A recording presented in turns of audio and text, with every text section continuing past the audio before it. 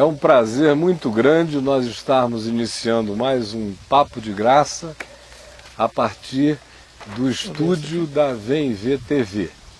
E tem um bocado de gente perguntando que estúdio é esse, que lugar é esse onde a gente ouve barulho de carro, onde às vezes o sol incide sobre o rosto do Caio e brilha muito, onde os ruídos naturais aparecem, onde se chover a água cai. Eu tenho dito regularmente que nós não estamos fazendo nenhum programa de televisão. Isso aí é uma das insistências. Nós estamos usando câmeras e o meio de divulgação, mas o aparato não é um programa de TV, não quer ser e não será.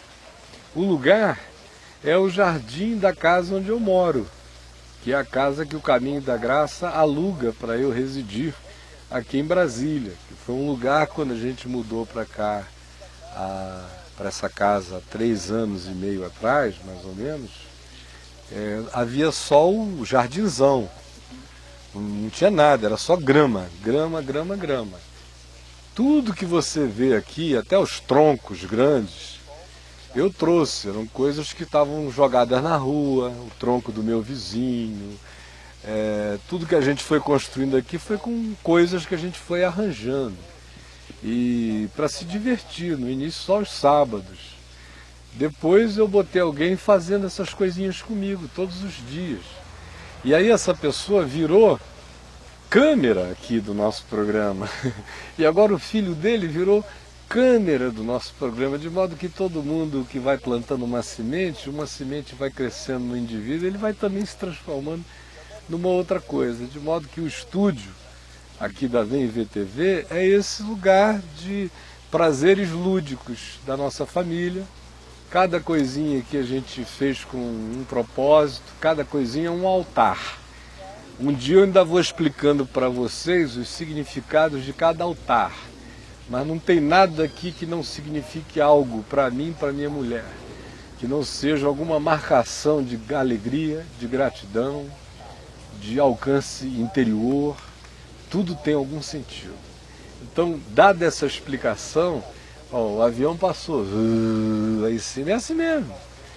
É aqui aberto, como se a gente estivesse conversando numa esquina. Então esqueça a televisão e entre com a gente, sente à mesa, faça parte dos ruídos. E mais do que isso, pergunte, e pergunte com objetividade. Nosso tema de hoje foi deixado livre por uma razão simples. De segunda-feira para cá tem muita gente fazendo perguntas que não foram respondidas. Hoje eu gostaria de responder a estas perguntas, que porventura não tenham sido respondidas no curso das minhas falas, e para isso eu faço uma advertência. Se a sua pergunta, embora feita, não foi mencionada, mas a sua questão foi respondida no bojo do que foi dito, não repita a sua questão para a gente não chover no molhado. Mas se porventura a sua questão não tenha sido tocada, nem aventada, nem respondida no bojo do que foi dito, e reescreva. O tema hoje é livre, nós vamos priorizar a sua participação. Agora, a segunda advertência é lembrar o que eu disse ontem. O Chico não está mais recebendo, aqui no Papo de Graça, para finalidade de interatividade, ele não está mais usando nem o Skype nem o Messenger. Só participa quem abrir o site da VEM-V TV e observar aí ao lado da tela, onde eu estou falando, se ela estiver aumentada, minimize. Se você estiver ligado antes da gente ter começado, dê um refresh nela para ela atualizar a página e você vai ver clicando aí ao lado em azul o espaço do chat. Você clica, abre a janela, você faz a sua pergunta até 150 caracteres. Mais do que 150 não entra. De modo que você, por favor, faça isto agora. E eu gostaria de todo o coração que você não perdesse a chance de formular sua pergunta. Faça de modo objetivo, de preferência aquelas que têm a ver com o que nós tratamos de segunda a quinta-feira. Tá bom? Ao final, dando tempo, eu responderei a questões novas, que não sejam alusivas ao que a gente tratou de segunda-feira até ontem, até quinta. Então, Chico, vamos começar com a primeira pergunta que sobrou. Vamos. Essa aqui foi encaminhada por e-mail, né? Uhum. E tem a ver um pouco com temas já anteriores, né? O título aqui é sobre o Espírito Samuel, veio ou não? Então ela pergunta o seguinte, né? Você disse hoje, no programa anterior, que nossa fé não admite a existência de espíritos de humanos. Creio em Jesus Cristo como meu Senhor e Salvador, mas tenho lido a palavra e tenho algumas dúvidas. Eu digo, quando perguntado sobre reencarnação, que eu não acredito e que acho que, se existisse, a palavra o mencionaria. Caio, fico na dúvida se espíritos existem ou não, mas tenho certeza que não nos foi dada por Deus permissão para nos envolvermos com coisas como conversas com mortos ou a ajuda dos vivos a mortos ou de mortos a vivos. Jesus disse que deixássemos aos mortos o enterrar dos mortos e nos mandou pregar o Evangelho. Eu sempre acreditei que espíritos existem de alguma forma, mas que Deus não nos autoriza a relacionar com ele. Eu poderia contar vários casos, mas eu gostaria apenas de dizer o seguinte. Desde o Velho Testamento já havia a proibição da necromancia e os adivinhos em geral. Mas em Samuel, o rei Saul, desesperado por não conseguir falar com Deus, procura uma médium e pede para baixar Samuel. E Samuel vem, em espírito, e repreende e prevê sua derrota e sua morte, bem como dos seus filhos, etc. O que vem a acontecer, como Samuel dissera? O que significa isso? Ela pergunta. Bom, então, 3 coisas para a gente ser bem objetivos, né? Número 1, não está bem formulada essa expressão de que a nossa fé não admite a existência de espíritos, né? Sim, a nossa fé é toda uma fé fundada na primazia de que somos da seres existência espiritual sobre né? todas as coisas. Eu sou um espírito. Sim. Conversando aqui, né? Esse corpo é um aparato circunstancial, né? Ele vai ser abandonado dentro de poucos anos. E eu vou continuar. Então, esse é o primeiro conserto.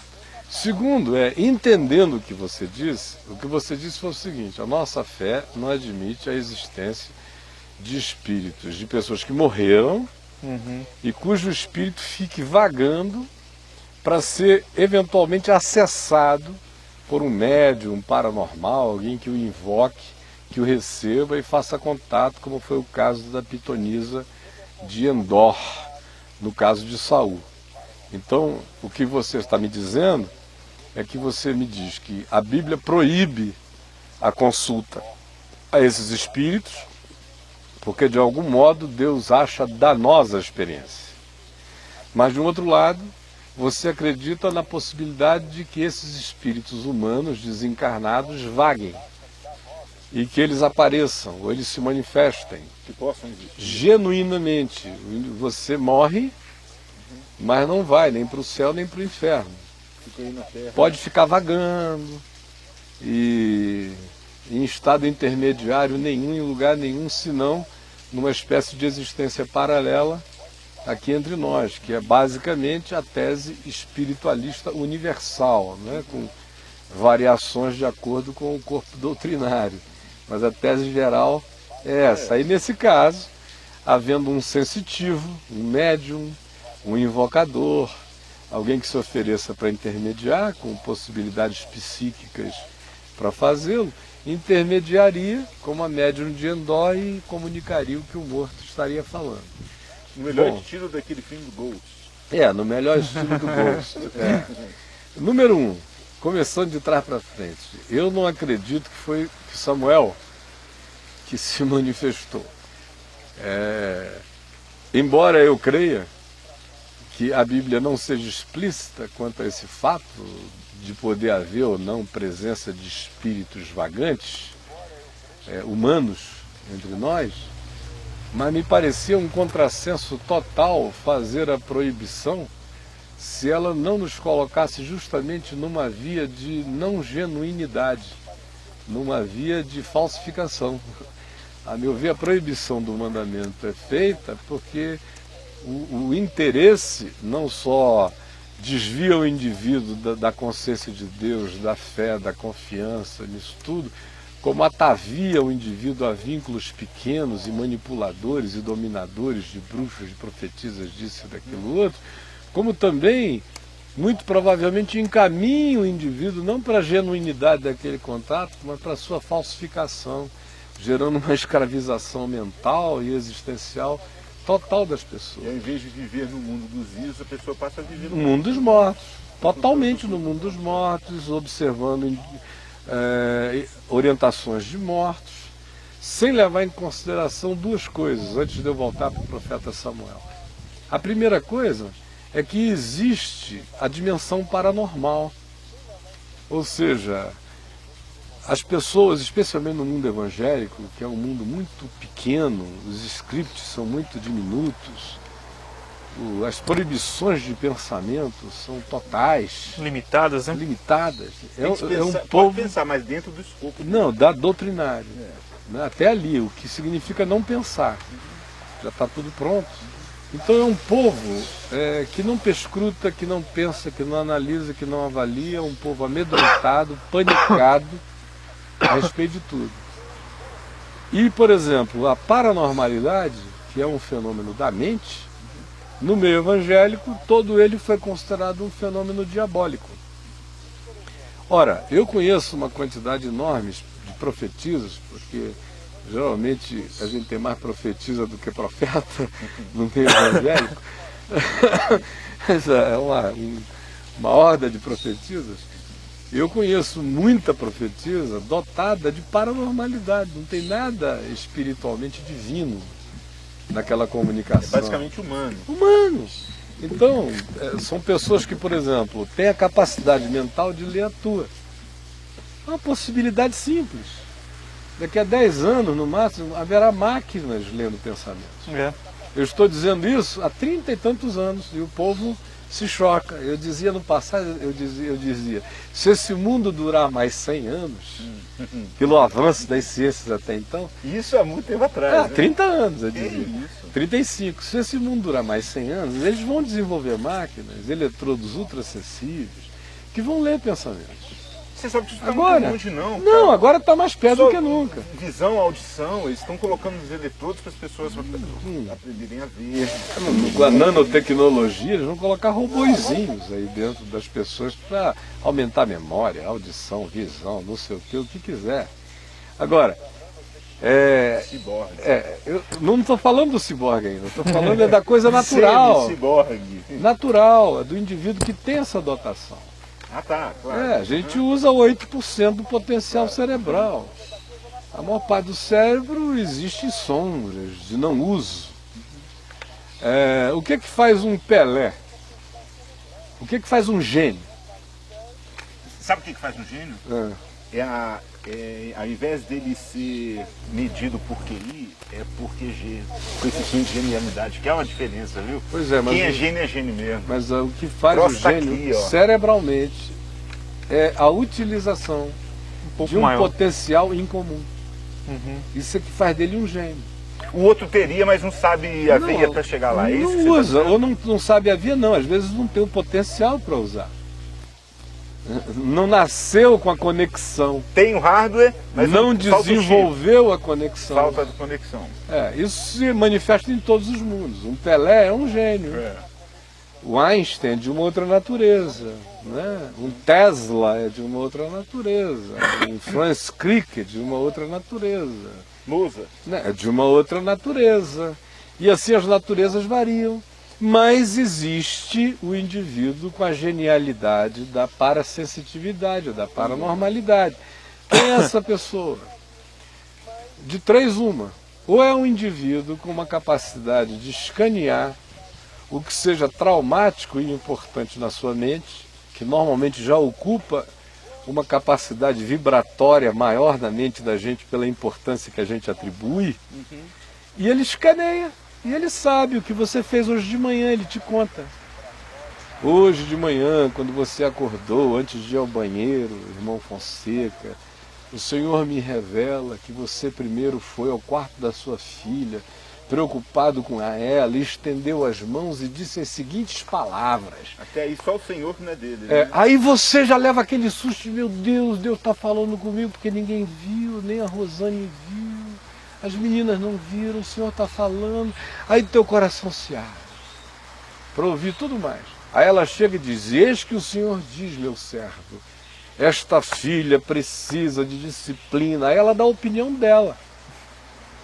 Aí o cara compra o pacote inteiro, vai para casa praticar o que a Paranormal, que fez um escaneamento de uma fotografia matinal, deu agora como conselho translocado para a tua vida. E como aquilo veio por intermédio de uma revelação considerada sobrenatural, porque afinal ninguém sabia, o cara compra o pacote inteiro. E o que resulta disso podem ser as coisas mais desastrosas. Mas paranormalidade existe. Sim. Existe em abundância, só não sabe disso evangélico por causa da burrice, da falta de pesquisa.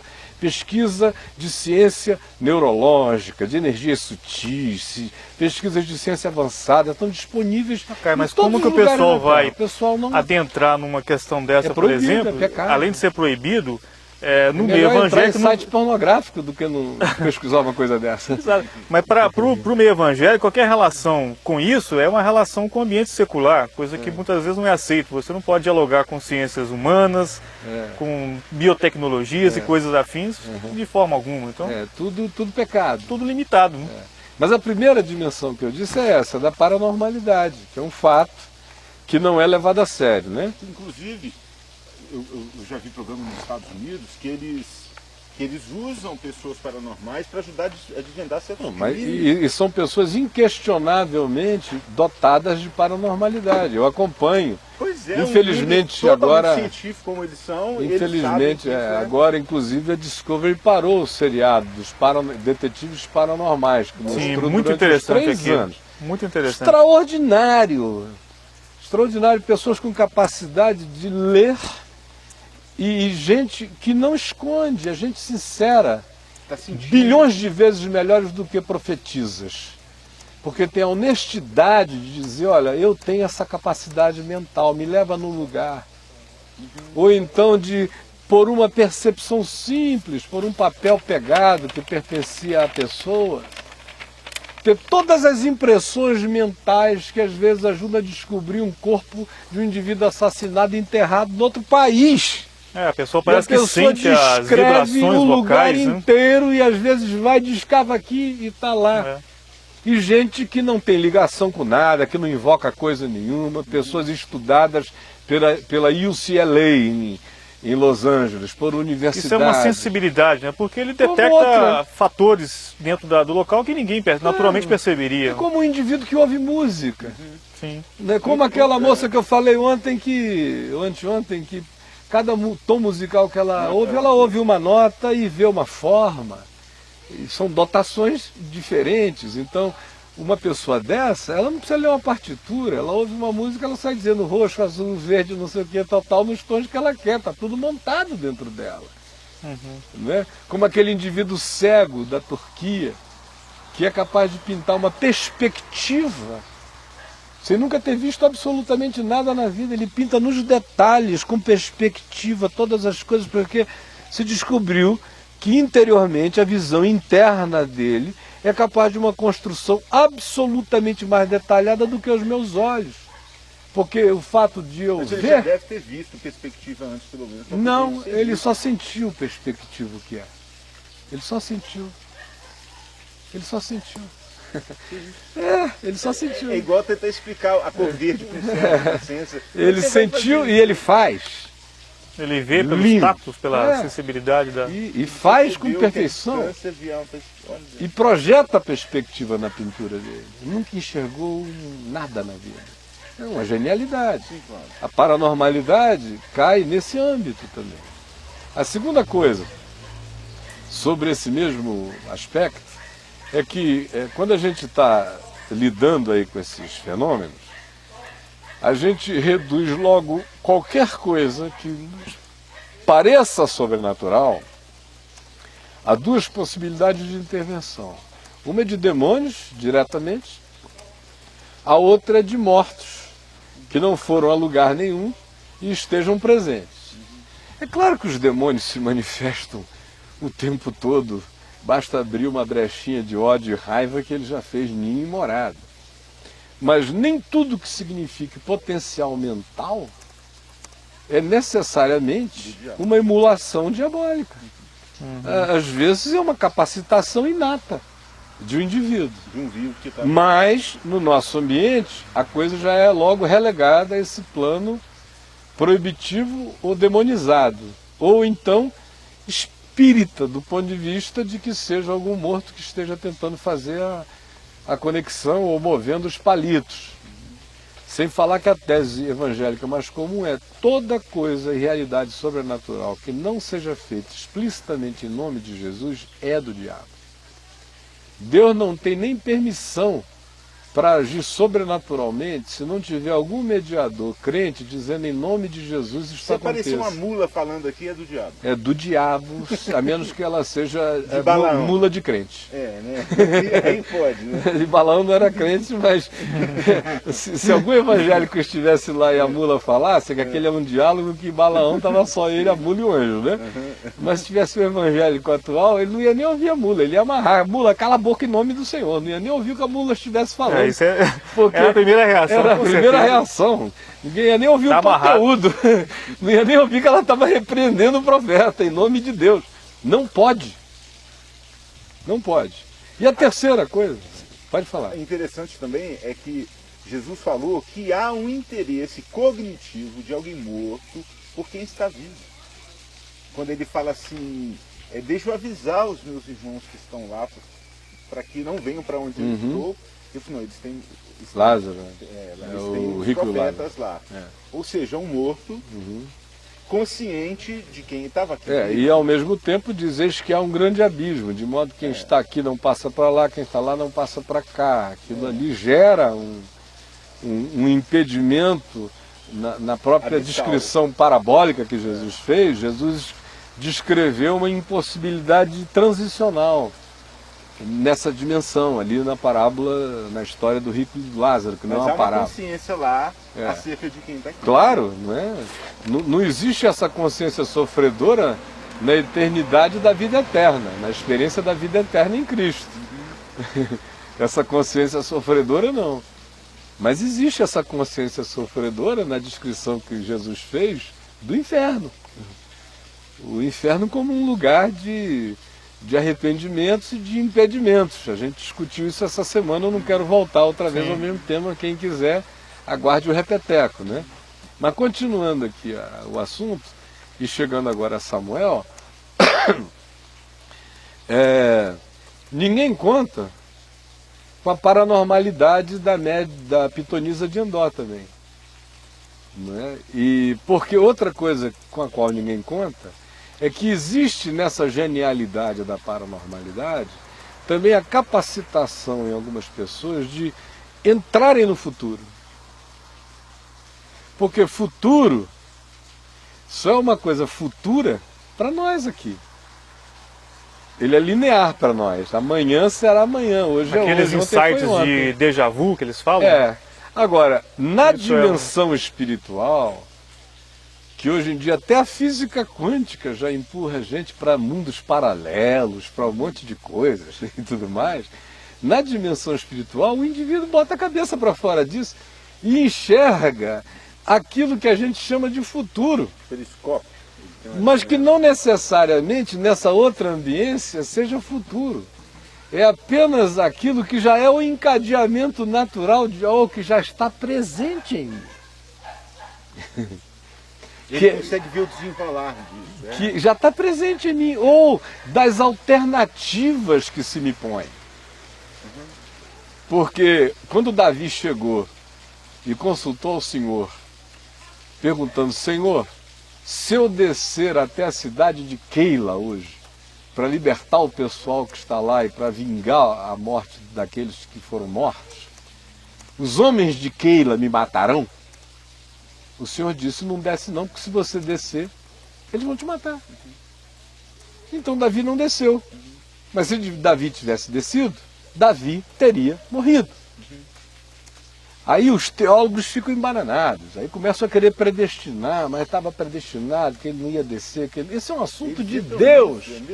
Esse é um assunto de Deus, eu não sou Deus, não tenho nada a ver com isso.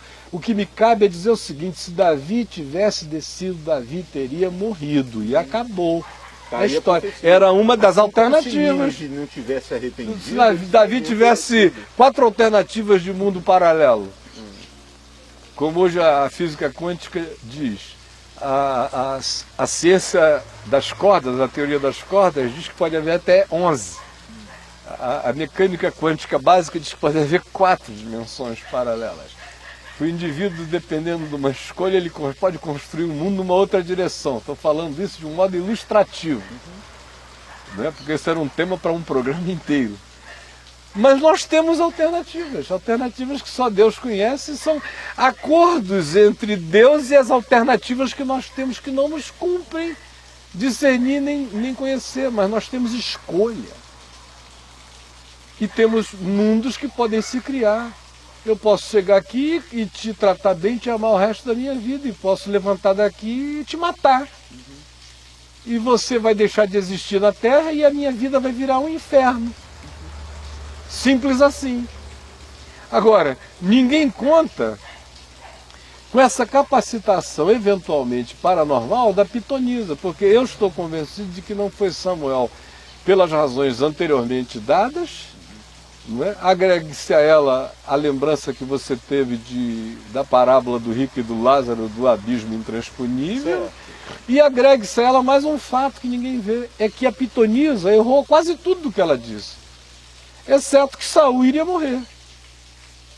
Mas no mais ela errou tudo.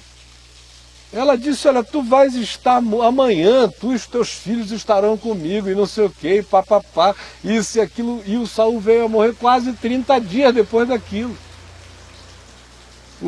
De fato, a pitonisa teve a intuição total da morte, disso e daquilo, conhecia a expectativa de Saul, Saul fez pedir para baixar Samuel. Ela deve ter percebido que era Saul que estava ali. Claro, quando lá o texto diz que ela não sabia que era ele, né? Ela não sabia que era o rei, ficou tremendo toda, com medo de que Saul mandasse matá-lo. Como ela não sabia se ela Mas não necessariamente ela precisava saber, porque essa é uma das características da paranormalidade. O indivíduo se vincula muito mais ao que seja a carga mental do procurante, de quem vai procurar, ao tema obsessivo dele, do que propriamente a ele. O que importa é o tema. Ele chegou ali com um tema, com uma proposta, pedindo algo. A mente dele estava lotada daquele homem, daquela imagem, daquilo tudo, e mais do que isso, da culpa e do medo da morte, porque Saul era hipocondríaco. Tinha um pavor de morrer total. O texto da Septuaginta, da tradução hebraica para o grego do Velho Testamento, o chama de hipocondríaco. Diz que aquele espírito maligno da parte do Senhor que veio sobre ele gerou hipocondria. É o termo grego usado. Então é um hipocondríaco com medo de morrer, que vive com paranoico, com manias persecutórias. O cara estava exalando isso diante da mulher. Para todos os lados, ele era um prato cheio.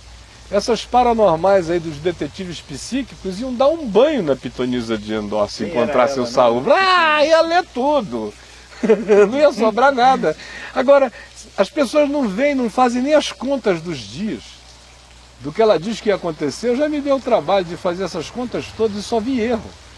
Com exceção da morte, que era mais ou menos óbvio, não precisava nem ser pitonisa, nem piton, coisa nenhuma. Saul ia morrer mesmo. Estava marcado, e ele estava. Pelas próprias circunstâncias. Definitivamente marcado para morrer.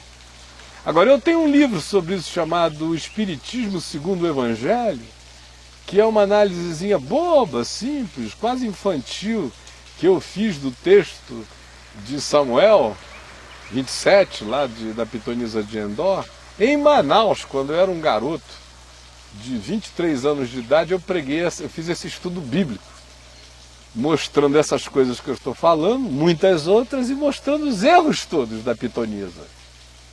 E o livrinho está aí, se não me engano, deve estar lá no site. Esse eu não me lembro se a gente tem lá. Mas é fácil, se ela for na internet, ela acha, pode até dizer para a gente onde está, para a gente botar lá no nosso arquivo. Porque o Espiritismo segundo o Evangelho é um booklet meu que Eu acho que a mostra gente tem essa isso lá em história Dó. toda. E o quanto a pitonisa, inclusive, estava equivocada. De modo que, para mim, não foi Samuel, porque a Bíblia diz que não seria, porque existem todos esses argumentos, porque existe o recurso da paranormalidade, porque existe o Saul gritando a mensagem que ele queria e precisava ouvir, ainda que suicidamente, para ela, e porque está eivado de erros. Os erros na própria cronologia da predição são enormes. E aí, Chico, o que a gente tem? Agora Acho que era relacionado um pouquinho com o que você falou, acho que a questão do Fonseca ajuda. Inclusive, dentro do que você tinha colocado antes um pouquinho, que você falou dos gênios, né? E dessa porcentagem que se usa do que a gente normalmente tem usado, eles usam isso um pouco mais avantajado. Uma pessoa que perguntou, se não me engano, acho que foi o José Abidon, por que a maioria dos gênios nunca tiveram um conhecimento pessoal profundo acerca de Deus? Quase que se mostraram... Não, alguns quase que se mostraram céticos com relação ao cristianismo. Eu acredito que talvez a pergunta dele... Ele está falando dos gênios globais, os gênios da mídia. Exato. Os como gênios Einstein, de grife. exato. Gênios de grife. Então, mas eu acho que ali talvez muitos se mostraram céticos, talvez mais com relação à religião em si, o cristianismo. A maioria né? deles, né? O Nietzsche, coitado. O Deus de Nietzsche eu mato. Não preciso o Nietzsche dele fazer esse favor. Exato. Eu mato melhor do que Nietzsche matou. Aquele ali tem que morrer, aquele Deus é o diabo. Eu acho que ali a crítica dele é exatamente a profecia dele foi que esse Deus morreria. Pra mim, Nietzsche, que esse aí eu mato mais fácil do que você. Eu tenho melhores argumentos do que os teus para acabar com esse deusinho que você está matando aí. Que está morto, esse aí já morreu mesmo, já nasceu morto. Será que ele se referia a esse Deus realmente? Claro, ele era filho de pastor. Sim, E era um grande traumatizado. Exato, o que ele carregava ali era mais trauma do que quando tudo, o primeiro trauma dele de ser filho de pastor é uma história para ser lido. O pessoal não lê a história de Nietzsche, fica lendo os livros de Nietzsche e não vê que os livros de Nietzsche são vômitos psicológicos, filosoficamente bonitos e bem articulados, ensandecidamente declarados, mas são surtos fruto daquela história que é fácil entender o complemento do pensamento dele pela história. Sim. Mas é um cara que, quando o irmão morreu, sob aquelas badaladas do sino da igreja do pai, sendo sepultado ali naquele cemitério na frente do templo, depois o próprio pai morre. Quando o pai morre, ele garoto, ele disse, naquela hora ele Deus morreu para mim. E com meu pai, eu sepultei aquele pacote inteiro, e Deus está morto mesmo.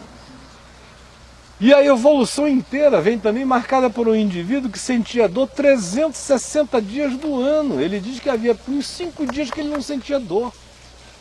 O resto dos dias eram dores doentes, doença nos ossos, doença na pele, doença no estômago, dores de cabeça, vômito, dor. A vida dele era dor e frustração e agonia. E uma timidez desgraçada para amar, um pânico de amar.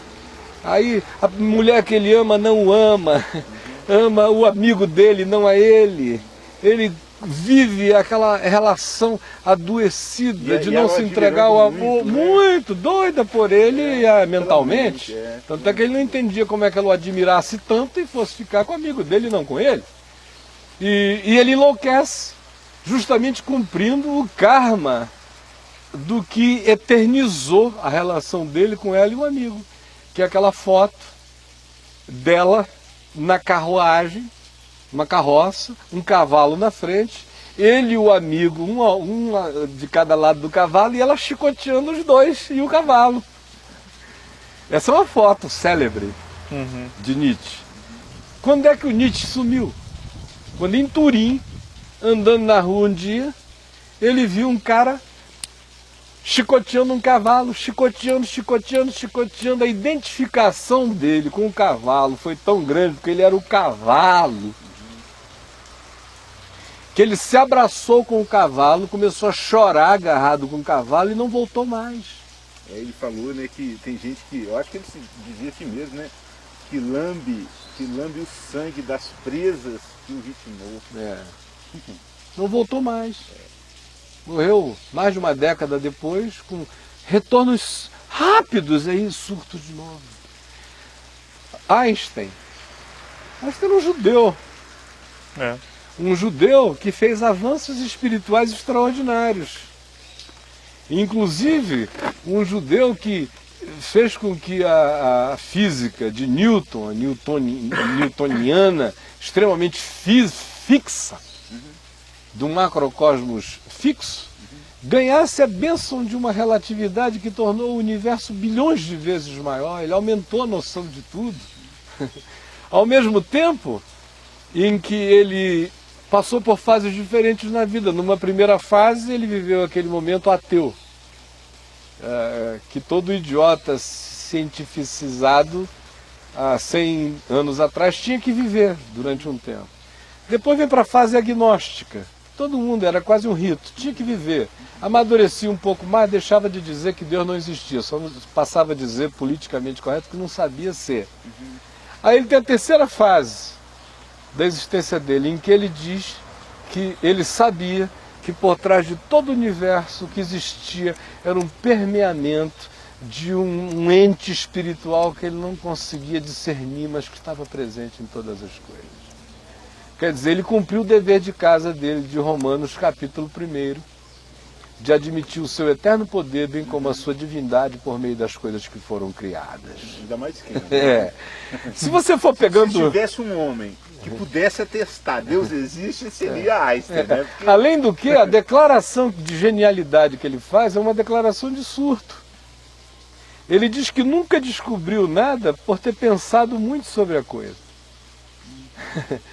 Que ele às vezes ficava meses dedicado a uma determinada tarefa só para se frustrar. Até que de repente, num momento, por revelação que ele chamava de intuição experiencial, ele era pensado.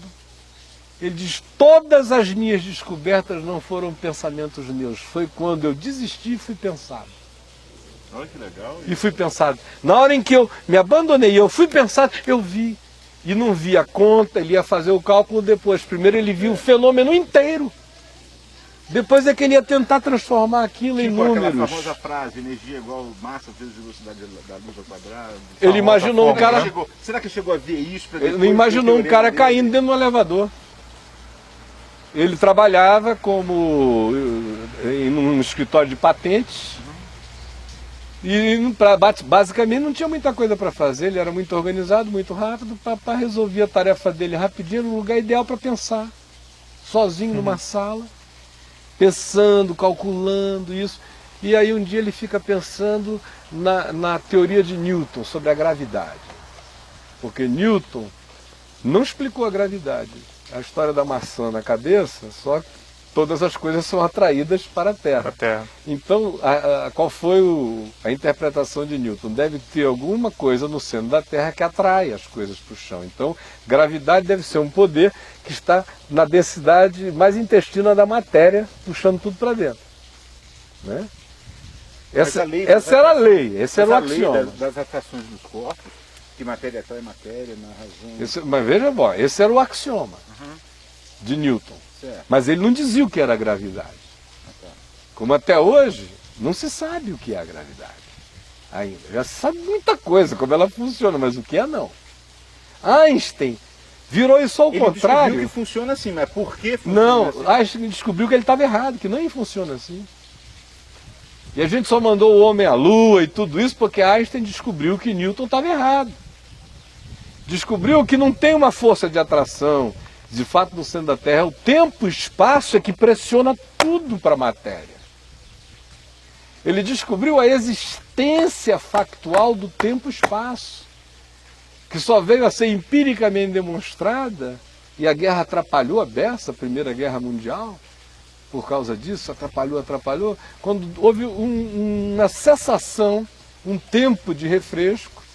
Aí eles mandaram Einstein com a teoria dele, conseguiu mandar um estudante para a Sibéria, porque ia haver um eclipse total do Sol, e se a tese dele estivesse certa, quando houvesse esse eclipse total no melhor lugar observável do eclipse, eles haveriam de ver estrelas que não apareceriam jamais, porque estão de fato atrás do Sol, elas teriam que aparecer na borda. Por quê? Porque a teoria de Einstein é que o tempo e o espaço iria espremer a luz contra a densidade da matéria, da projeção das estrelas que estivessem vindo de trás do Sol, e o tempo e o espaço no choque com a matéria iriam curvar-se, de modo que a estrela que não poderia ser vista porque estaria atrás do Sol seria visibilizada no eclipse, porque a luz ia fazer a curva. Fazer uma refração. Ia fazer a curva. Curva-se. O tempo e o espaço se curva. Por isso é que, teoricamente, viagem no tempo é possível, que se você curvar o tempo e o espaço, você cria o tal do buraco de minhoca que você pode fazer a viagem. A menor distância entre dois pontos é uma curva, né? Curva. Então, quando conseguiram ver, o que em teoria ele tinha demonstrado passou a ser factualizado e desmontou o mundo de Newton inteiro, essa genialidade que começou muito cedo na vida. Mas, por exemplo, ele observou que se a gravidade existisse como gravidade, ela tinha que ter uma relação de relatividade com a proporção do corpo que estivesse caindo. Então, se você é mais pesado do que o Chico, e se vocês dois pulassem lá do telhado de casa, você tinha que chegar mais rápido. Ah, pode ter certeza que eu vou. Não é? Mas o problema é que não vai. O problema é que não vai. Chegar juntos. Porque a massa... Vocês vão chegar juntos. E ele... Nós temos a mesma massa. Mas se for peso pena, rapaz, eu vou Agora, assim, ó. Você vai quando assim. foi que ele viu isso?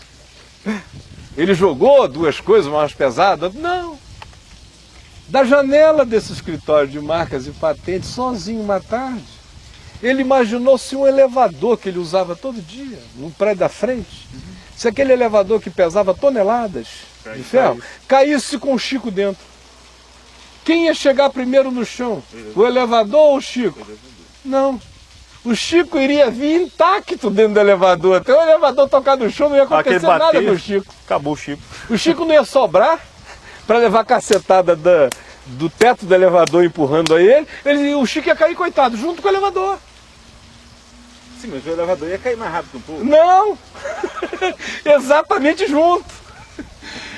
Quando ele realizou isso e não foi em conta nenhuma, foi numa observação, o universo inteiro mudou por causa dessa genialidade, que eu chamo de revelação divina.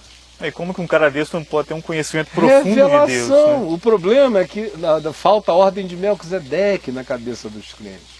Falta eliminar essa tal de graça especial, que revelação é uma coisa que Deus só dá para batizado, para membro de igreja, para essa coisa toda. E ele está distribuindo revelação pelo mundo o dia inteiro. De toda espécie. De toda a carne, né? Como é que diz em Joel? Derramarei o meu espírito. E profetizarão, sonharão, isto e aquilo. Mas lá no deserto, quando Moisés foi construir o tabernáculo, quem foi que ele mandou chamar?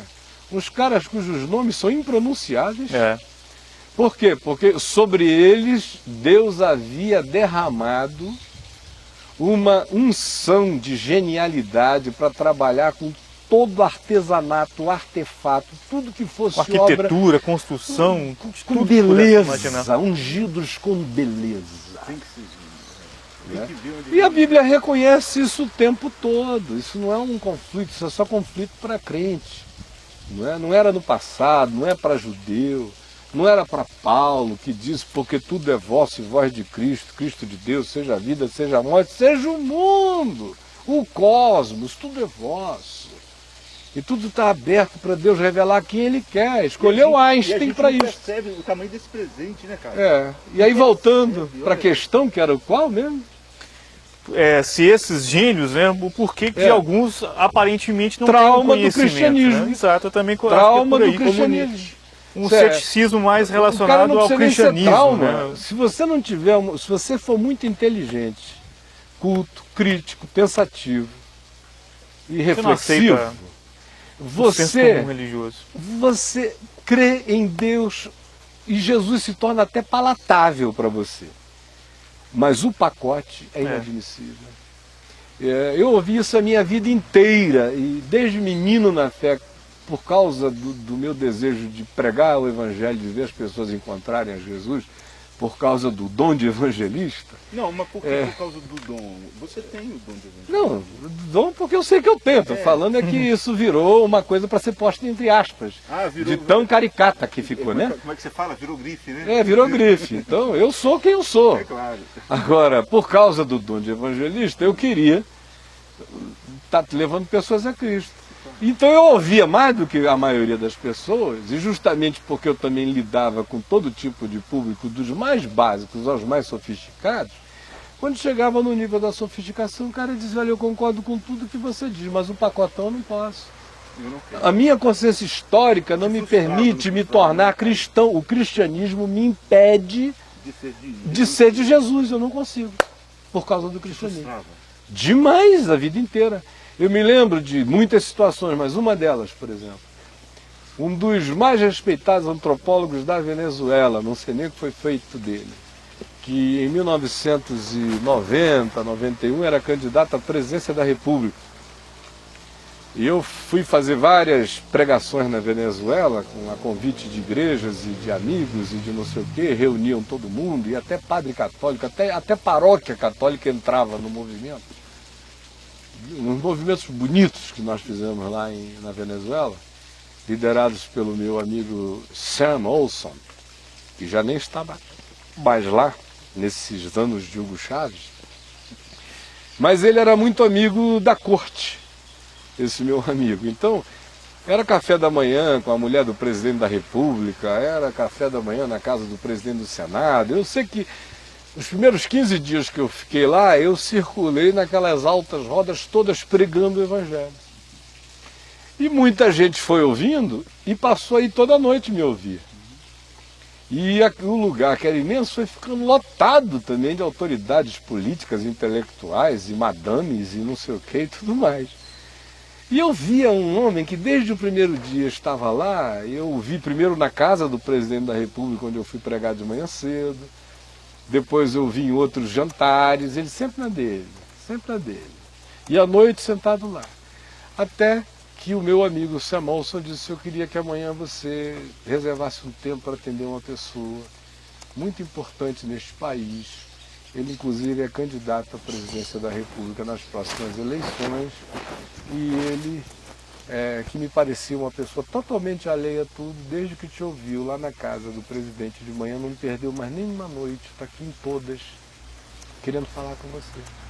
Aí eu fui encontrar com ele, percebi que o homem era realmente uma pessoa extremamente culta, inteligente, articulada, mas ele basicamente me disse, pela primeira vez na vida eu entendi o Evangelho.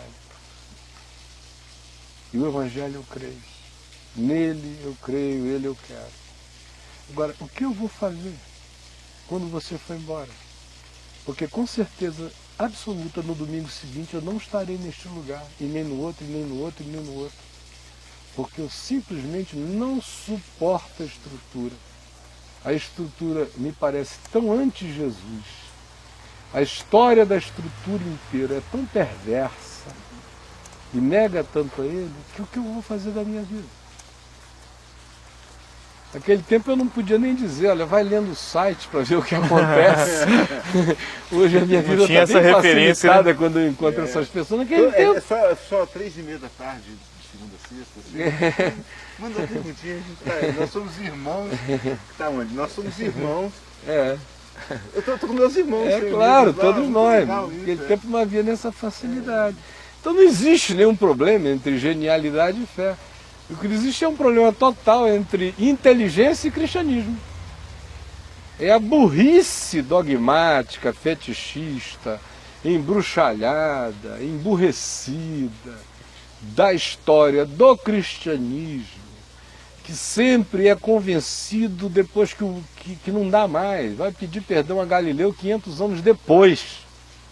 Não, e tem o que aconteceu. Então o povo isso é história ridícula. A falta do que se falou ontem, a consciência dessa ordem, dessa graça de Deus que é sobre todos e para todos, né?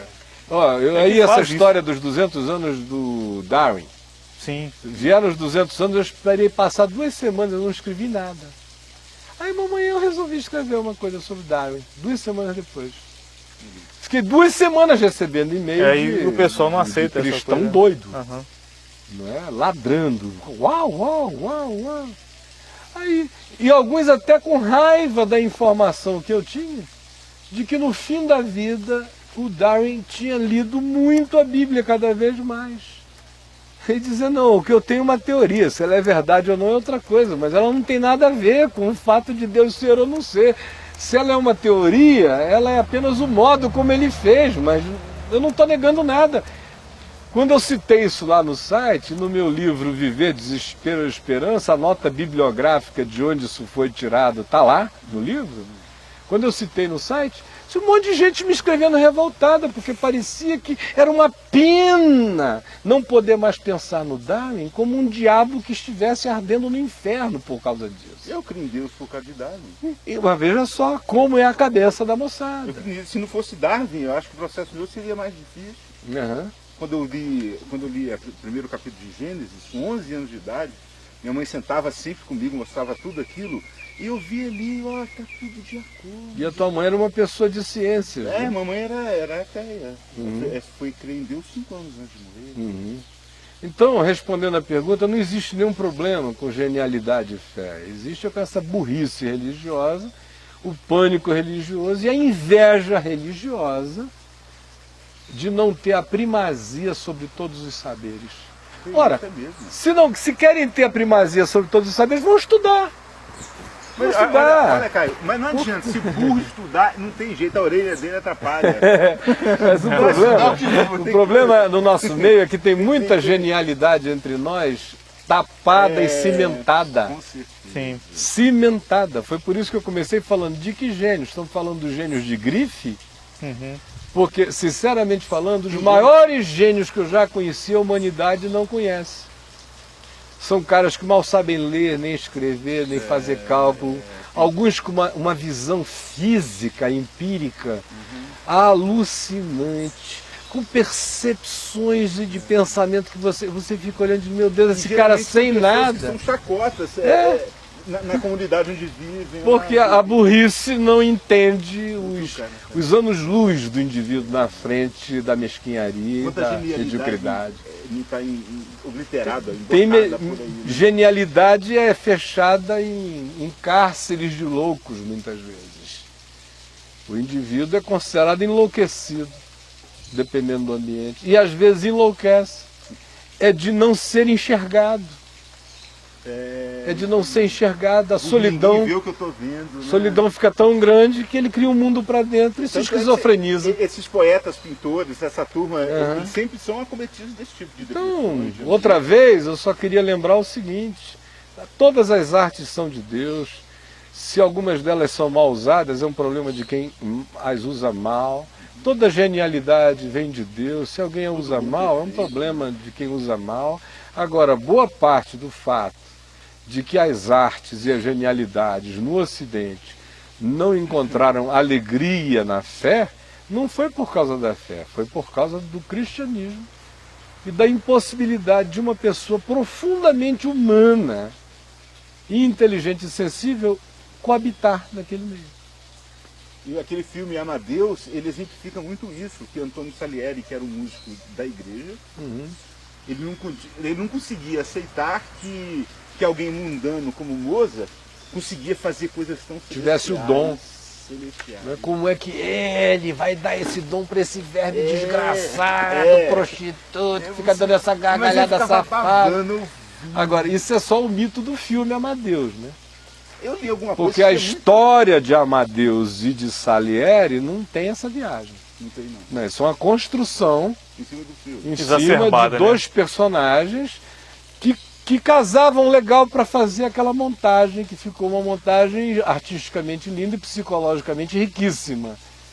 Mas o Salieri, historicamente falando, nunca teve problema com Mozart. Ele ajudou Mozart, muitas vezes. Ele não foi, na época dele, reconhecido. Não, porque ele era um despirocado, um descacetado. Né? Um indivíduo que não fazia a menor questão de que a genialidade dele... Ele não ajudava a genialidade dele. Ele não ajudava a si próprio. Não. Ele tinha que morrer primeiro para a genialidade ser reconhecida, porque ele vive, ele fazia cocô em cima da genialidade o dia inteiro. O anarquismo intrínseco era tão grande que ele compunha uma obra e soltava um pum na cara do rei. Né? Então, Aí ou ia contra, dizia que não faria, enfim. Depois de morto, quando ele deixou de atrapalhar a genialidade, ela está aí até hoje. E aí? Sim. Tem uma pergunta da Aura aí, que o Anderson até já me lembrou ela aqui. Avisa o pessoal que fechou tudo aqui, mas eu tô voltando já. Então avisa você, Chico. Viu, gente? Fechou as páginas aqui, mas já tô voltando. O Anderson, foi de quarta-feira, ele escreveu: estou neste exato momento assistindo ao vivo o Papo de Graça sobre lugares mal assombrados e pessoas mal assombradas. Minha pergunta é sobre aura. Ela realmente existe? Dizem que é comprovado cientificamente. Quem disse que a vê, realmente a vê? Temos essa energia ao redor de nós? Ela possui cor, dependendo se for boa ou ruim? Ou isso sou esotérico demais e não possui nenhuma associação com a realidade? E as pessoas que veem são paranormais? Tem apenas a ver com a mente, com o poder mental ou com o uso do cérebro? Mas não dá para separar poder mental com o uso do cérebro numa hora dessa, né? Então o software e o hardware andam juntos, mas não dá para fazer essa dicotomia toda. Primeiro, a não ser que o cara tenha um poder mental tão grande que usa como usina hidrelétrica e alguém usa, mas assim usa, né? Tem que partir de algum lugar. Tem que partir. Ou aí já não é mais um fenômeno humano, a gente já estaria falando de uma possessão demoníaca, uma outra coisa. Mas se for fenomenologia humana, não. Segunda coisa, ele falou, sou esotérico. Sou porque é outra coisa que se entregou para os esotéricos. É porque eles tiveram curiosidade. E evangélico tem medo, é burro, não sei o que e tal. Só aceita isso quando uma irmãzinha chega dizendo Olará Abaxua e Siriando-lhe Cântares. Mas tem um introdutório, o senhor. Tem que ter, o senhor assim disse, diz o assim, Senhor, assim eis diz o eu Senhor. servo que te vejo com uma grande luz sobre a cabeça, aí para ele aceita, né? Agora, imaginar que nosso corpo seja um gerador de energia psíquica, mental, espiritual, crente não aceita. Porque ele não vê.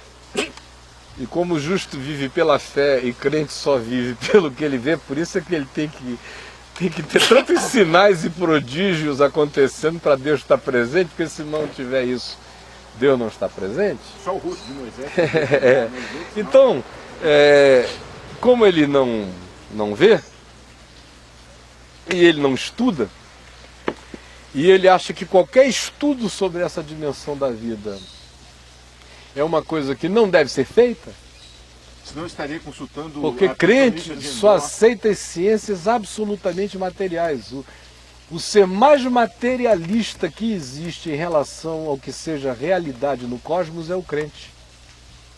É o mais descrente. É o mais descrente, quer dizer, fora do elemento material tangível, ele só aceita o espiritual etéreo, classificado como anjo ou demônio. Mas ele não aceita que possam existir formas de energia que não se materializem com essa densidade e que não sejam nem anjos, nem demônios e nem nada, e que sejam energias existentes. Ele não aceita. Então, por isso, esse vai ser sempre um assunto... O cefalograma deve ser uma coisa do diabo. Foi até há pouco tempo atrás, né? Tinha gente que não fazia. Sério? É claro. Como tem gente que não faz transfusão de sangue até hoje, testemunhas de Jeová, como tem gente que não faz bilhões de coisas, por causa de religião. Mas, voltando ao nosso assunto, na realidade, quando a gente está falando disso, nós estamos falando, número 1, de um princípio bíblico. De um princípio bíblico. Não é novidade que uma experiência espiritual seja tão forte que faça o rosto de um indivíduo resplandecer. Não é nem uma aura, é mais do que uma aura. Você tem Moisés... Jesus no Monte das Transfigurações, Estevão, que todos viam seu rosto como de anjo, resplandecendo. Então não é novidade bíblica. Mais do que aura. O cara holofotear a cara.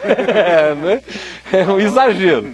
Bom, se você admite o exagero de que aquela interiorização da experiência de Deus foi tão poderosa que gerou, mais do que uma somatização, gerou foi uma expressão psicofísica correspondente àquilo ali, num holofote humano, numa cara. Por que a aura é um problema quando Jesus disse que os olhos são a lâmpada do corpo? O pessoal não leva Jesus a sério. Vós sois a luz. Mas olha, esse outro é mais sério, sobre o assunto da aura. Porque vós sois a luz do mundo, você ainda fica assim, eu vou, prego, ilumina com conhecimento. Não, os olhos são a lâmpada do corpo. Do corpo. Se os teus olhos forem bons, Tudo é bom. todo o teu corpo será luminoso. Se os teus olhos forem maus, todo o teu corpo estará em trevas. Cuida para que a luz que há em ti não se torne em trevas. Do contrário, quão grandes trevas serão. Porque se a luz se transforma em trevas, então é luz negra. Mas vamos... Porque a treva em si, ela não ilumina para lugar nenhum. Mas algo que ilumina para a escuridão. Ela foca a escuridão. Olha que coisa pior ainda. Então, voltando ao tema da aura, primeira literalidade do que Jesus está dizendo. Eu só teria permissão para pensar no aplicativo espiritual depois que eu levar a sério o texto factual. O que ele está dizendo é, dependendo do teu olhar, dependendo da sua interpretação da vida, se o seu olhar for bom, se você olhar com amor, com graça, com bondade, com misericórdia, se assim for o seu olhar, haverá um correspondente no seu corpo, e o corpo ali ele não estava falando dos meus pelos, ele estava falando da totalidade do meu ser. Haverá uma correspondência que vai fazer com que, do ponto de vista espiritual, da indetectabilidade da tua presença no mundo físico, mas da detectabilidade da sua presença aos sentidos espirituais, fará de você um ser luminoso, genuína e verdadeiramente reconhecível. Como a viúva de Sarepta que reconheceu algo de homem de Deus em Samuel. Não, em Samuel Elias. não, em Elias. Vejo Mas eu acho que é este mais do passa. que Mas isso ali, ainda, né? Ali era porque ela via todo dia. Porque, por exemplo, não sei se vocês já viram, tem casos de que pessoas que tiveram membros amputados, que eu não sei como se chama o processo, que ao serem fotografadas, havia uma projeção da energia, da continuidade. Exato. Da continuidade daquele membro. Só que hoje o em membro dia, estava cientificamente falando, isso não é mais um problema. Exato. Você vê programas e documentários para todo lado, aonde a coisa das cores, por exemplo, aonde se pode ler hoje com detecção de equipamentos ultrassensíveis, inclusive a variação de cor. De pessoas doentes emanam determinadas cores, determinadas doenças ou aflições mentais, isso, aquilo, aquilo outro. Mas isso não é nenhum problema.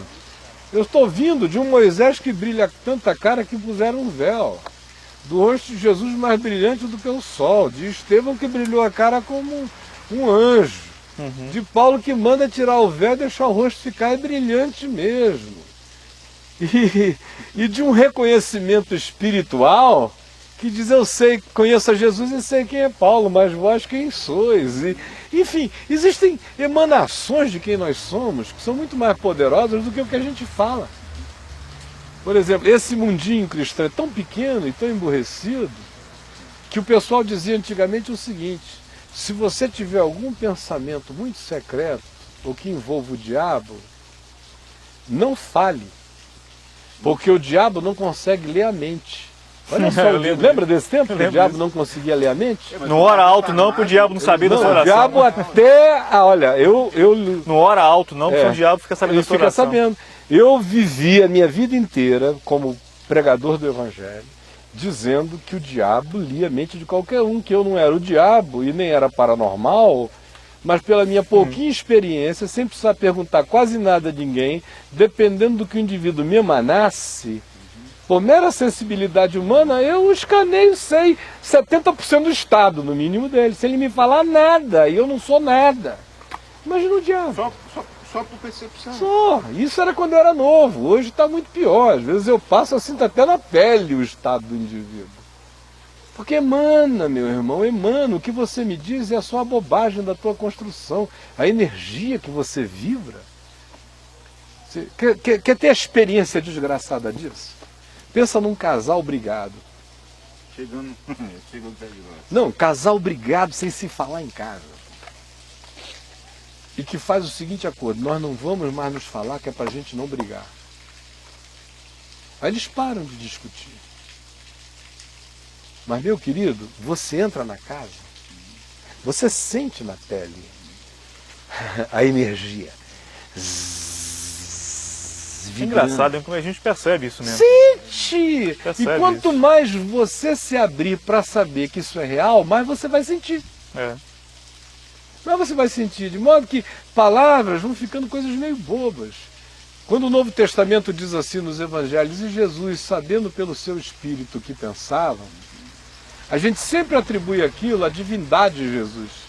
A capacidade dele de... Não! A presciência dele. Era apenas a hiper-humanidade dele, era apenas uma humanidade do Filho do Homem, uma humanidade sem queda, sem incontimentos, Sem corrupção. sem impedimentos, sem corrupção, sem bloqueios. Continuando a palavra do Anderson, respondendo, ele pergunta, e as pessoas que vêm, são paranormais? Nem sempre, né? Basta ter uma sensibilidade humana. Mas toda sensibilidade extraordinária é paranormalidade. Porque é paralelo ao normal.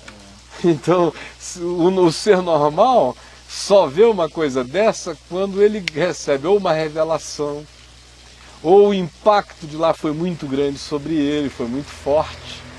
Do contrário, ele não vê. Outras pessoas, ateias, crentes, de qualquer grupo da Terra, às vezes até ateu, tem essa sensibilidade. Agora, eu vou fazer uma pergunta. Esse dom é de Deus? Toda boa dádiva, todo dom perfeito vem de Deus. Depende de como o cara usa. Exato. Se ele for usar para manipular os outros, vira bruxaria na hora. Pode virar esoterismo, se concentrar a expectativa nisso e fizer disso uma doutrina e fizer disso agora vamos desenvolver um mecanismo de equilíbrio e harmonia do ser com toda uma mecânica que não tem nada a ver com Deus, mas tem a ver com uma organização pessoal, particular, mental, desenvolver um sistema próprio inteiro que vai acabar desembocando em autonomia do indivíduo em relação a tudo, que vai gerar uma presunção de poder particular, virou uma coisa perversa na hora. Ou se vai manipular os outros, vem aqui que eu faço essa leitura, aí começa a ganhar dinheiro dos coitadinhos, isso ou como impressionar a mente. Alguns cogitaram aqui dentro do chat, de que alguns pastores usam disso. Até respondi Claro. que alguns são mais espertos, até recomendei, vá assistir o filme Fé Demais, Cheira Mal, né? Não cheira, fé demais não cheira bem. Fé demais não cheira bem. É. Aí recomendei que você assista, porque ali já não é mais um elemento de uma sensibilidade assim. Aquele mais cara a lá, esperteza, inclusive, né? ele recebe no filme, o Steve Martin no Sim, filme, aquele filme é fantástico. uma bolinha para dar choque, um device, para dar choque na testa das pessoas, que eu vi numa reportagem da ABC em 1988, antes do filme, filmando um evangelista americano que estava na moda naquele tempo, antes do Benny Hinn, chamado Armstrong, que tinha um jatinho particular e fazia as mesmas berreninices. As mesmas coisas. Ele descobriram, uma repórter entrou com uma câmera oculta no jatinho dele a propósito de fazer uma super matéria de capa para uma revista grande, ele todo envaidecido começou a se abrir todo, ela filmando pequenininho aqui, e chegou a flagrar o indivíduo no ato da reunião, na hora em que ele botava aquilo ali na mão para dar choque na cabeça das pessoas. O filme já tirou aquela ideia da vida real do Armstrong. Já tira dali.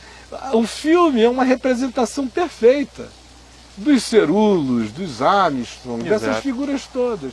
Hoje lá no site, Benny Lobo, eu contei lá uma historinha, até nem achei o texto que eu escrevi há 4, 5 anos atrás, mencionando meu amigo Lácio Pontes e a esposa dele, a Bárbara, que foram os dois que estavam no Brasil e como eram diretores de televisão, pessoas respeitadas na área, e o Cerulo estava vindo fazer uma cruzada, eles foram contratados para dirigir as gravações.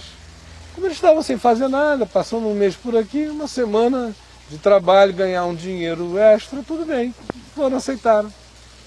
Ainda na pureza de que o Cerulo poderia ser um homem, quem sabe, pregando alguma coisa, porque os dois são crentes, os meus amigos. Quando chegaram lá antes da reunião, meu amigo, e já foram vendo as cadeiras de roda entrando, e as luzes sendo marcadas nos pontos onde as cadeiras de roda dos que iriam ser curados iriam ser posicionadas, com todas as marcações onde as curas iriam acontecer. E eles dizendo, escuta, mas que é isso? Cura acontecer? Não, você só tem que cortar. Quando a gente disser corta para lá, corta para cá, mas aqui quem dirige o show somos nós. Aí quando chega mais ou menos uma hora antes de começar o negócio, entram os falsos paralíticos, todo mundo andando, se assentam nas cadeiras antes já pré-determinadas, aí depois abriram a porta para o povão. Campanha de cura divina, aí vem os doentes de verdade. Aí na hora lá do show, o senhor Cerulo começa a dizer, agora o Senhor está revelando, e aquele irmão que está ali, fique, levante agora em nome de Jesus. Todo mundo que estava marcado. Aí o cara levantava e aplaudia, joga a cadeira fora, joga. Aí a coitadinha do lado, que era doente de verdade, dizia, agora eu vou. Aí rolava pela arquibancada, gente caindo para todo lado, os verdadeiros caindo. E os contratados ficando curados. A mulher do meu amigo não suportou. Ela é uma mulher sincera, ele também. Ela é filha do Walter Smith, que foi vice-presidente da organização Billy Graham há mais de 40 anos. Ela não aguentou ver aquilo. Ela saiu correndo para o banheiro para vomitar. Agarrou ele e disse, vamos embora daqui, que isso aqui é um inferno, isso é do diabo. Então, o povo fica aí sendo enganado porque quer, porque gosta. Porque a safadeza, a graça solta. Eu aceitar, a indignação é tão grande, porque eu sempre ouvi falar bem de algumas pessoas, de alguns pregadores, e como eu creio que Jesus cura de verdade, eu acho que não precisava de indignação nenhuma. Eu ouvi uma coisa Mas quando é genuíno não precisa, né, meu irmão? Gera indignação muito Quando é genuíno, ninguém faz propaganda. Exato. Quando é genuíno, a ênfase não é essa. Quando é genuíno, é como Jesus. Ele anunciava o Evangelho, ensinava a palavra, pregava o reino de Deus e curava os doentes. Mas em momento algum ele mandou ninguém adiante dizendo, reúnam os doentes. Tanto é que a alegria Jesus nunca mandou reunir os doentes, ele pregava o Evangelho. As pessoas iam ficando curadas no processo. Olha só, tem um texto de, se eu não me engano, não sei se é da primeira ou segunda carta de Paulo aos Tessalonicenses, que ele fala de que muitos sinais, operações de milagres, que viriam operações do inimigo, mas na sequência do texto ele fala que Deus, o texto até já suaviza a situação, dizendo que Deus permite, mas em algumas diz que Deus ordenou a operação do engano, para ver se algumas pessoas amam e permanecem na verdade ou gostam daquela situação, né? E há um texto também de Isaías que fala de quando o povo, ouvindo a voz do profeta, ele diz, olha, não nos confronteis com o Deus de Israel, dai-nos visagens, visões e coisas do tipo. Então, quer dizer, situações como essa de ver o povo sendo enganado, é Deus determinando certas coisas para ver se o povo quer a verdade ou ama. Como é que você diz isso com relação ao que a igreja hoje vivencia? Eu acho que tem de tudo, né? Mas eu acho que começa com o lobo mesmo. Sim. Um lobo vestido de ovelha que faz essa escolha de andar por esse caminho largo e infernal. Segundo lugar, existe também um contingente brutal de ignorância genuína, de paganismo sincero. Em terceiro lugar, existe uma quantidade enorme de necessidade humana real. Que fazem de tudo na hora do desespero. Né? E aparece a cura genuína. A cura genuína existe. Existe até pela mão do lobo. Como Jesus diz em Mateus 7, de 21 a 24.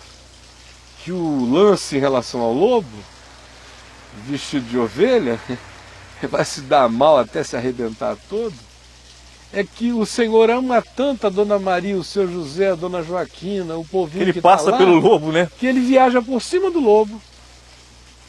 E aí cura a Dona Josefina, realiza uma profecia que o lobo falou aqui só daquelas, ia matar a pessoa, daquelas que ele tira da caixinha, do horóscopo de profecia, serva minha, não sei o que, ele, é mais uma, fala, e o Senhor cumpre por algum outro propósito na vida dela. Ou o genuinamente possesso pode ficar liberto, porque o lobo foi lá e falou, em nome de Jesus fica livre. Ele ficou livre. E ele vai para casa, tendo enganado um monte de outras pessoas para continuar o seu caminho de engano, crente que Deus está em conluio com ele. Como diz o Salmo, né? Porque vocês fizeram todas essas coisas e eu não fiz nada, vocês disseram, o Senhor é nosso sócio. Aí o engano do diabo se aprofunda na vida do indivíduo terrivelmente, porque ele fica achando que Deus se acompliciou com a perversidade dele, e mais, que os fins justificam os meios. Como tem muita gente supostamente vindo, Deus tem mais interesse em que as pessoas cheguem, ainda que seja para ouvir a mentira, em nome de Jesus, do que em qualquer outra coisa. É um Deus narcisista, que precisa de muita gente, ainda que seja pelo movimento do engano em operação, né? Agora, nenhum juízo é mais severo do que sobre quem pratica estas coisas. Nenhum. Sobre quem as faz, seja consciente ou inconsciente. Seja o fariseu que fecha a porta do reino de Deus para as pessoas, seja o lobo vestido de ovelha. São os gritos que Jesus dá no Evangelho são com relação a essa moçada, né? Ali haverá choro e ranger de dentes. A gente não ouve isso sendo falado de meretrizes, pecadores, publicanos, não sei o quê. Você não diz. Não vê Jesus dizer, então, as prostitutas, naquele dia, na reunião das prostitutas, e disse, daquilo haverá choro e ranger de dentes. Mas em Mateus 23, João 8 é filho do diabo. Mateus 23 é ai de vós, ai de vós, ai de vós, ai de vós, ai de vós, filhos do inferno, sepulturas invisíveis, até o fim. E o outro é de Mateus 7, do lobo vestido de ovelha. Nunca vos conheci, apartai-vos de mim. É Deus jogando o cara para fora do universo. Apartai-vos de mim.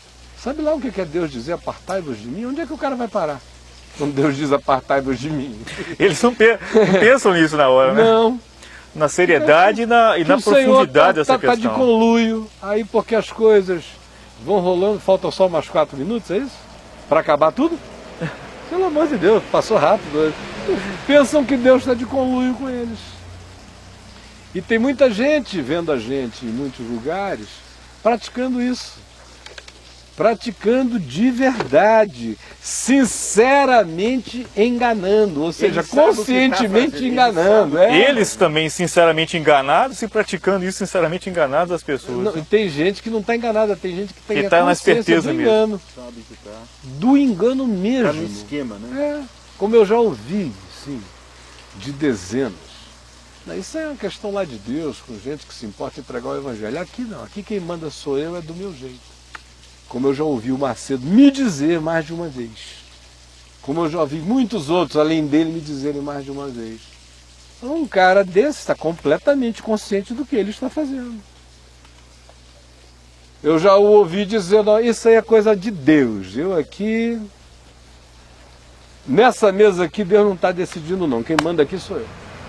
E acha o povo com toda essa necessidade, como você falou, com todo esse paganismo, com a falta de consciência, de informação, de tudo isso, acha um prato feito, né? Aí vai, como vão para Macumba, meu Deus. Se vai para Macumba, para o Candomblé, para não sei o quê, para isso, para aquilo, por que não vai para um culto evangélico? A oferta é muito grande. De Macumba. A promessa, muita promessa. A promessa é maior do que Deus. Não é? A promessa é extraordinária. Tudo isto te darei se prostrado me adorares. Com certeza. É a promessa do alto monte, do pináculo do templo. Né? Deus vira cornucópia. Não é tudo que Jesus resistiu, é tudo que os crentes querem numa hora dessa. Quer transformar a pedra em pão. Quer ir para um lugar onde pedra vire pão. Quer pular do pináculo do templo, quer cometer suicídio protegido. Olha, eu sei que é ilógico, que é isso, que é aquilo, mas eu vou pular. Como no auge da Donep, do tempo dos Benirrins, dos Cerulos, da Valnice lá, da neurolinguística, da confissão positiva, daquilo tudo, que só se pregava isso, década de 80, de 87 para frente, até 90 e pouco, quando esses castelinhos começaram a ruir, era só isso que se pregava. Eu vi, por exemplo, um dos líderes lá, que ficou nessa de confissão. O que eu atendi de gente que se estrepou ali, não é brincadeira, que pulou do pináculo do tempo. Mais um, eu não esqueci jamais pelo que ele me disse e também por quem ele era, pelo significado de importância dele lá na corte do negócio. Ele falou, veio aqui o fulano, ensinou a gente a decretar isso e aquilo, eu com os meus negócios complicados, mas me disseram que era assim que tinha que fazer. E eu fui, gritei, declarei, decretei, pulei e me estrepei. Me estrepei todinho. Entregou o dízimo? Não, ele deu tudo, só não deu... O resto ele deu. O resto, porque senão fica complicado, coitado. O resto, meu irmão, ele deu e ficou sem nada e pior, fica cínico. Cínico, em geral, ficam cínicos depois. É claro. Cínicos, cínicos, cínicos. Aí um ano depois o cara já estava pegando tudo que é mulher, a mulher dele já sofrendo uma desgraça, aí ele já diz, não, eu estou fazendo a minha parte, contribuindo, leva essa grana lá, vai ficando cínico, cínico, cínico, cínico. Cumpre-se o que Jesus disse, fica 2 vezes mais filho do inferno. Então, essa é a seriedade das coisas e o pessoal não pode brincar. Quando eu estou falando desses fenômenos, aqui não tem nada de esoterismo,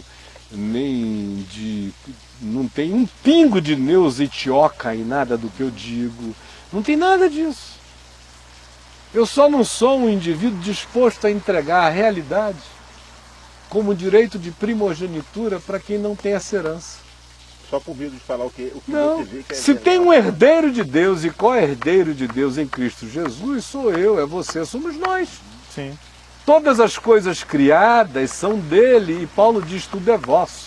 O cosmos é vosso, a vida é vosso, o mundo é vosso. E vós de Cristo e Cristo de Deus. Eu não tenho medo de nada, de meter a cara em lugar nenhum, nem na porta do inferno, que não prevalecerá contra mim. Não estou disposto a achar que eu tenho que entregar esse mundo de aparições estranhas, de objetos estranhos, de luzes estranhas, ou para os cientistas céticos estudarem o fenômeno esperando que sejam seres semi-humanos vindo de alguma outra galáxia nos visitando, ou entregá-los ao esoterismo da Chapada dos Veadeiros, achando que são seres diabo, né? Querendo manter um contato mediúnico com a gente, ir para lá para ficar esperando, ou seja lá o que for. Eu abro o fenômeno e tento entendê-lo. Cada vez mais eu acho que eu compreendo um pouco mais do que está acontecendo. Hoje alguém pode achar estranho, mas daqui a 10 anos vão me agradecer imensamente por eu não ter tido medo de botar a cara e de tentar entender esse fenômeno. Porque isso vai crescer, meu amigo, como um balão no céu quando a gente era criança, como pipa.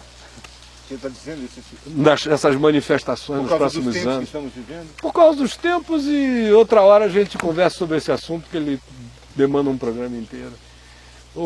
Essa fenomenologia que a gente ficou explicando aqui, ou a fantasmagoria que não deu tempo hoje, que eu iria responder a moça da primeira pergunta sobre os espíritos. Sim, esqueci de declarar isso a ela. Ela pode ler lá no site, no Assombradores de Assombrações e tudo mais, no texto que está lá, que eu creio naquela coisa que a gente discutiu essa semana. Não é o morto, é a projeção traumática. Ou então é outra coisa, se ela quiser uma explicação maior do assunto, ela reformule a questão. Quem sabe na segunda-feira a gente volta a ela. Agora, na segunda-feira eu queria fazer a seguinte proposta. Sim. Nós vamos exibir, antes, e eu queria que você pusesse lá no site, de 2 às 3, nós vamos exibir um documentário do Discovery Channel, de uma série que eles estão fazendo já há mais de 2 anos, chamado Assombrações. Uhum. Tem toda semana. Eu vou mostrar um deles para ilustrar o tipo de coisa que eles estão mostrando. Então, de 2h30 às 3h30, documentário Das 14h30 até a hora do até a hora da gente, do Papo de Graça, nós vamos mostrar o Assombrações. Tá. Peço até o Edivaldo, que está nos vendo em casa, já para separar, checar. Eu dei a fita gravada a ele anteontem. E aí, de 3h30 até o final, a gente vai discutir Sobre o aqueles tema fenômenos e ver as nuances de verdade, de mentira, de engano, de manipulação, do que é já psicologização do fenômeno, do que é realidade demoníaca, do que é fantasmagoria, do que é a interação do indivíduo com o elemento presente no lugar, como tem que haver no mínimo 1 ou 2 nessa casa, nessa família, nessa nova conjunção de pessoas para estartarem esse fenômeno, enfim, um monte de outras coisas que só ajudam as pessoas a terem mais discernimento de espíritos e a compreenderem muito melhor como nós estamos cercados de engano por todos os lados, e quem não andar com a luz do Evangelho, sem medo da verdade, sem virar avestruz e enfiar a cabecinha no buraco, dizendo, se eu puser a minha cabeça aqui dentro do buraco, eu não estou vendo a guerra, então não estou levando chumbo, enquanto está levando chumbo no traseiro para todo lado, que é como eles fazem, enfim, não vê, não tá levando chumbo no traseiro. Meu negócio não é esse. Vamos ver o que está acontecendo, porque os dias são maus. E os sinais e prodígios da mentira, sobre os quais Paulo fala lá, vão crescer imensamente. A operação do erro vai se tornar sofisticadíssima. Não são diabos de tridente, nem de chifre, nem flamenguistas de vermelho e preto. E enquanto as pessoas continuarem tendo o Evangelho só como informação, isso vai só tomando seu lugar, né? E uma informação que não é informação, é um pacotinho. Né? Então a gente tem mais que desenvolver discernimento espiritual, para não ficar impressionado com a adivinhadora de Filipos, na beira da praia. Se fosse um crente passando e não Paulo, ia chamar a mulher para dar um testemunho na igreja à noite. Vamos caminhar juntos. Não é? Porque o que ela dizia? Dia após dia, eis aí servos do Deus Altíssimo que vos anunciam o caminho da salvação. É, verdade. Dizemos. E Paulo? Mas qualquer pastor aí, dos Jabes Alencares da vida, do pessoal dos testemunheiros, desses círculos de testemunhos que não param, essa senhora, imagina se um cara desse vai andando assim no aeroporto de Congonhas, aí aparece uma mulher que diz assim, eis aí, servo do Deus Altíssimo, que vos anuncia o caminho da salvação, para o aeroporto inteiro, na sala da TAM. Imagina você passando e ver uma situação dessa com você, hein, cara? Que coisa horrível. Não, eu estou falando o seguinte, o cara anuncia ali, aí, horrível. Qual é a primeira reação? Vem cá comigo. É claro, deixa vem comigo, ela está do meu lado. Claro. Vamos levá-la lá para a igreja. Fala disso na igreja, nem por favor. Conhecia e soube. Teve uma revelação do Espírito Santo, vai dar testemunho lá na igreja. E aí, ó, as igrejas estão entupidas de adivinhas do tipo de Filipos à beira da praia, dando testemunhos paranormais ou insuflados por outros espíritos, mas porque carregam o elemento da sobrenaturalidade, ou da paranormalidade, ou da adivinhação, ou do conhecimento embutido e secreto, são na mesma hora assimiladas como profetas, profetisas, testemunheiras e outras coisas. Paulo, no entanto, porque o discernimento não era desse, de engessado, do óbvio, ele não estava preocupado com as palavras que a mulher dizia, mas com a vibração. Estava lendo espíritos e não ouvindo palavras. Ele disse, sai dela, espírito imundo. Manda sair da mulher um espírito que está dizendo, eis aí, servos do Deus Altíssimo. Que está dando testemunho dele. Vai entender isso. Para entender isso, Não, pois é, vai entender. tem né? que ter discernimento de espírito. Para ter discernimento de espírito, não pode ser um ser da letra, tem que ser da palavra. Para ser da palavra, tem que ser alguém que anda discernindo e captando conteúdos e sentidos. Se vem carregado de amor, ou de ódio, de bondade ou de maldade, são os sentimentos que determinam a luz ou a escuridade do ser. Mas esse é um assunto para uma outra hora.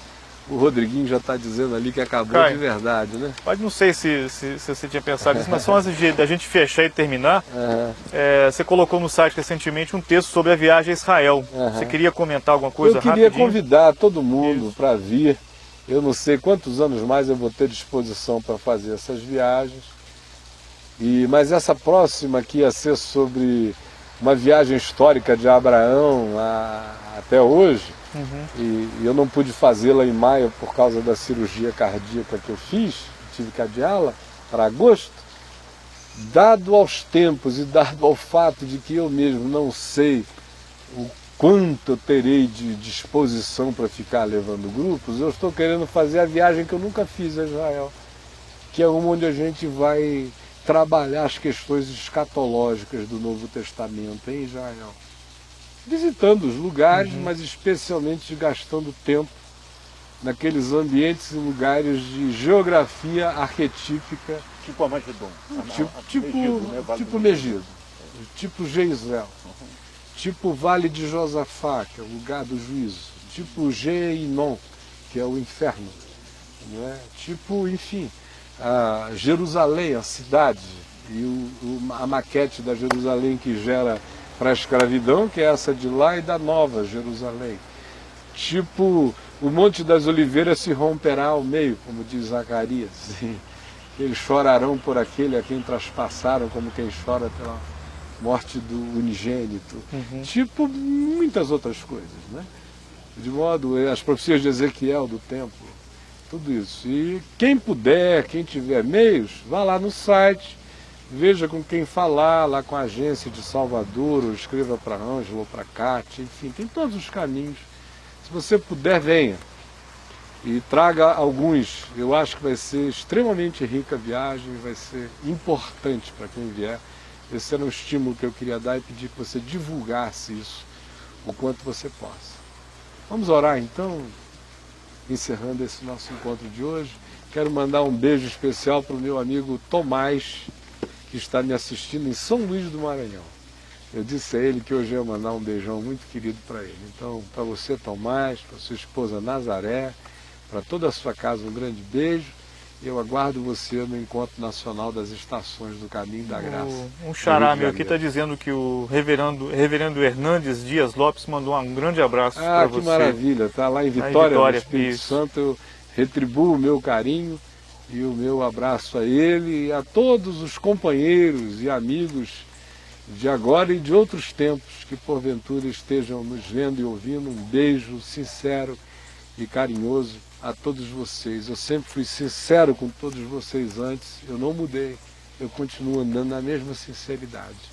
Que o Senhor Jesus abençoe a todos nós. Ó Deus, eu quero pedir que nós não tenhamos jogado palavras ao vento, e que o que tenhamos dito tenha esclarecido e não confundido, e que, ao contrário, Tu nos remetas para o Evangelho, para a Tua Palavra, com a consciência cheia de fé, com o Cordeiro de Deus assentado no trono eterno do nosso ser, com a nossa mente só sabendo se gloriar na cruz, e com as nossas esperanças todas projetadas para a glória de Deus, que é o que nos dá conteúdo, segurança, raiz, firmeza, espigão. Amém, Deus. Para podermos abrir qualquer pacote sem medo, olhar para qualquer coisa sem medo e podermos discernir qualquer coisa, porque em Jesus nós temos o nosso ponto de partida, nós temos o nosso ponto de vista, nós temos o nosso ponto de apoio, nós temos o nosso ponto de referência, nós temos o nosso ponto de chegada. Em Jesus nós temos tudo. É por causa dele que nós não tememos E é porque nós cremos e é por isso que falamos. Amém. Que a tua palavra se estabeleça como verdade que ilumina e que gere uma geração completamente nova de discípulos desassombrados, lúcidos, cheios de fé e do Espírito Santo, Amém, que Jesus. tenham mente para pensar e coragem para botar a mão na cabeça de enfermos, que discernam doenças mentais tanto quanto expulsem demônios. Que o Senhor Jesus nos ajude a formar e a vermos surgir gente habilitada para discernir esses novos tempos, essas novas eras e esse mundo tenebroso que se torna cada vez mais estranho e se tornará cada vez mais horrível aos nossos sentidos. Muito obrigado, porque nós, no entanto, não estamos impressionados com nada disso. Ao contrário, nós nos regozijamos, erguemos as nossas cabeças e exultamos, porque a nossa redenção se aproxima. Em nome de Jesus. Amém. Gente boa de Deus, beijão. Amém. Que horas é que está passando a reprise à noite, Chico? Você Sempre sabe? às 21h30. 21h30. Isso. Então hoje, às 21h30, a pessoa vai assistir semana passada. a reprise da sexta-feira passada, Isso. né, que foi o dia que a Adriana participou. esteve, exato. Isso. Então, E no sábado, o Edivaldo está separando sempre o melhor da semana e o reprisando também no mesmo certo. horário. Difícil é discernir esse critério, né? É. Mas com o tempo a gente vai ter o canal e todos eles vão estar lá As já. pessoas podiam, inclusive, votar, né? Uhum. No que querem que seja repetido no sábado. A gente podia criar aí dentro Sim, do legal, site, posso pedir ver. ao Elmo, no Papo de Graça, Qual que eles queriam o que reprisar. eles querem que seja reprisado no site. É bom porque a gente vai conversando, o Chico vai anotando.